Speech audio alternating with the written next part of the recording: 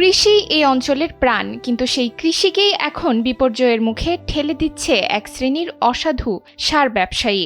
সিরাজগঞ্জে অবৈধভাবে সার মজুত করে কৃত্রিম সংকট সৃষ্টি এবং সরকার নির্ধারিত দামের চেয়ে বেশি দামে সার বিক্রির অভিযোগ উঠেছে একাধিক বিসিআইসি ও বিএডিসি অনুমোদিত ডিলারের বিরুদ্ধে।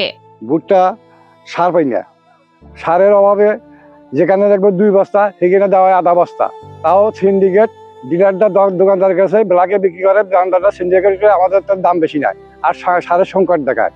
খোলা বাজারে সার ছাড়লে অ্যাভেলেবল সার থাকবে, ন্যায্য মূল্য তদারকি করবে সরকার। আমরা ন্যায্য মূল্য দিয়ে বস্তা নিয়ে এসে যার যাবার লাগবে জমিতে সার দিবে।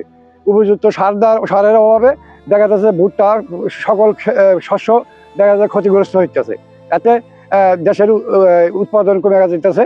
কৃষকদের অভিযোগ, সরকারি নির্দেশনা উপেক্ষা করে রাতের আধারে এক উপজেলা থেকে অন্য উপজেলায় অবৈধভাবে সার পাচার করা হচ্ছে। এতে বাজারে ইচ্ছাকৃতভাবে সংকট তৈরি করে ইউরিয়া, টিএসপি, ডিএপি ও এমওপি সারের দাম বাড়িয়ে নেওয়া হচ্ছে। সরকার নির্ধারিত দামে ইউরিয়া সারের বস্তা যেখানে 1350 টাকা, সেখানে কৃষকদের গুনতে হচ্ছে 1500 টাকা। টিএসপি সার 1350 টাকার বদলে বিক্রি হচ্ছে 1600 থেকে 1800 টাকায়। যদিও খোলা বাজারে সার পাওয়া যায়, সেই সারের মূল্যটা অনেক বেশি নির্ধারণ করা হয়। আপনি ডিলারের কাছে গেলে দেখা যায় যে একটা ড্যাপের বস্তা 1050 টাকা, আর খোলা বাজার এলাকার 1650 টাকা। যমুনা নদী বেষ্টিত সিরাজগঞ্জের চরাঞ্চলগুলোতে পরিস্থিতি আরও ভয়াবহ। দুর্গমতার সুযোগ নিয়ে এখানে গড়ে উঠেছে শক্তিশালী সার সিন্ডিকেট। অভিযোগ রয়েছে কিছু অসাধু কৃষি উপসহকারীর যোগসাজশে গুদামে সার আটকে রেখে কৃত্রিম সংকট সৃষ্টি করা হচ্ছে। আমরা ভুট্টা আবাদ করি, ভুট্টার কোনো সার নাই। ডিলারের সার দিলি মাসে 51 বস্তা, তাও কেউ পায় না। এই ভুট্টার অবস্থা খারাপ। সার দেওয়া নাকবো দোকানে, তাহলে সারের অভাব নাই, বস্তাও কম নয় বাজার। আর ডিলারের মাধ্যমে বস্তা সারের দাম 1400-1500 টাকা দাম, তাও সার মাসে 1 দেয়, কাউলিক দেয় না। উপজেলা কৃষি অফিসের দুর্বল নজরদারির সুযোগেই দীর্ঘদিন ধরে এই সিন্ডিকেট সক্রিয়। ভরা মৌসুমে অতিরিক্ত দামে সার কিনতে বাধ্য হওয়ায় বেড়েছে উৎপাদন খরচ। অনেক প্রান্তিক কৃষক পড়েছেন লোকসানের আশঙ্কায়।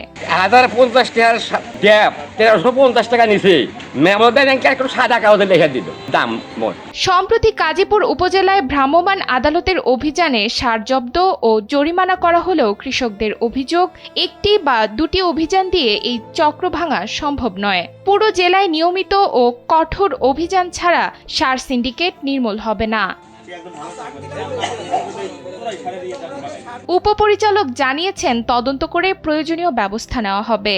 সার সংক্রান্ত কোনো ধরনের কোনো অভিযোগ থাকলে সেটি হচ্ছে উপজেলা সার ও বীজ মনিটরিং কমিটি বরাবর জানাবে তারা। ওইখানে উপজেলা নির্বাহী অফিসার সভাপতি, উপজেলা কৃষি অফিসার সদস্য সচিব, যে ধরনের অভিযোগ থাকুক না কেন তারা উপজেলা কমিটির কাছে এটা জানাবে, কমিটি এটার ব্যবস্থা নেবে। এই ধরনের অসঙ্গতির কারণেই সার ডিলার 2009-এর যে নীতিমালা হয়েছে, সরকার এইসব বিষয় উপলব্ধি করে অনুধাবন করেই একটা নতুন নীতিমালা জারি করছে, সার ডিলার নিয়োগ এবং সমন্বিত নীতিমালা 2025, যেটি 31 মার্চের পরে কার্যকর হবে।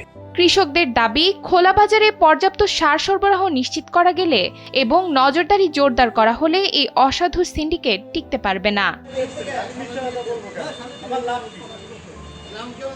সিরাজগঞ্জ থেকে আজিজুল ইসলামের পাঠানো তথ্যচিত্রে ডেস্ক রিপোর্ট, নুসরাত তালবিয়া।